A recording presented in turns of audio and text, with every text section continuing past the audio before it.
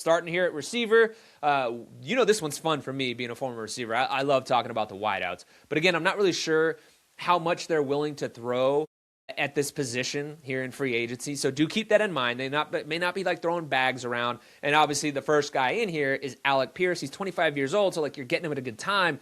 But man, he's going to command a lot of money. And receiver is one of those positions that the money just keeps hiking up. So right now he's in an interesting situation with Indy. It looked like there was a chance they were going to kind of figure it out with him, but he and Daniel Jones they're trying to figure out what's going on. So they're almost in a similar situation to what the Giants were with Jones and Saquon back a couple years ago. So let's see how all of that kind of plays out as free agency really gets rolling. But both of those guys looking like they're going to hit the open market. And, Alec Pierce has also said, I think, too, he doesn't want to make a decision until he knows who his quarterback is going to be. I believe that was him that said that.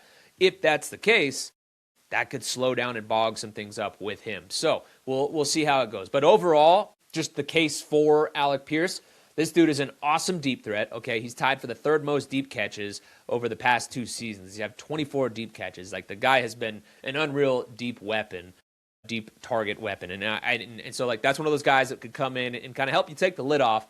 Such a strong, guy as well. Strong hands, strong route winner, physical, all those things, like, would come into the fold and I think be a really good, solid player with whatever team he goes to. But again, I just don't quite see it here because, again, at a projected $24 million a year mark, man, that's just where I don't think right now where the Raiders are at. It's like 20-something% of your cap space, at least with where they're going to be at roughly.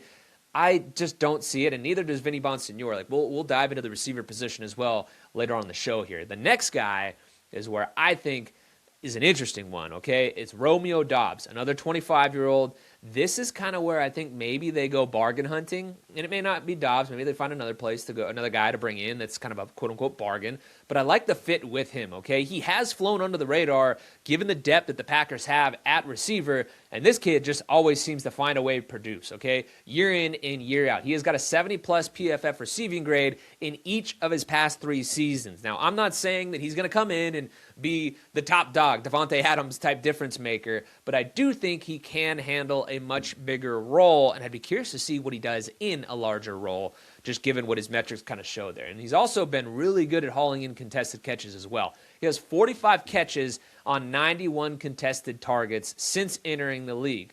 Not too shabby right there. And at a projected $12 million per year, this wouldn't even rank inside the top 30 highest paid receivers.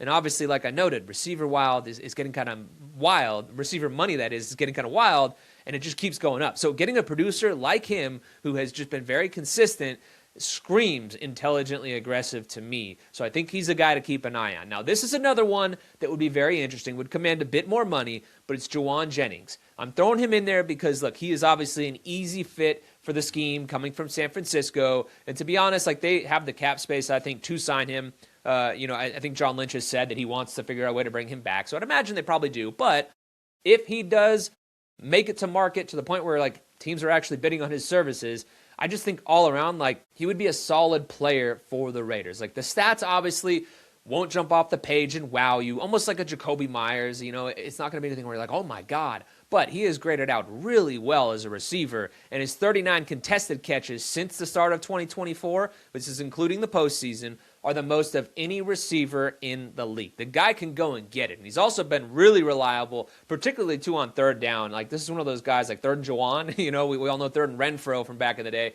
Third and Jauan is a thing with him. So look, this is just a guy that is just reliable. Wouldn't cost a ton. Projections are putting him right around that $16 million a year mark, which would actually rank 29th in average annual value among receivers. And again, he knows the scheme family better than just about any receiver out there. One of those guys that's a vet that could come in and really help bring Fernando Mendoza along in this offense. So that's a lot with them.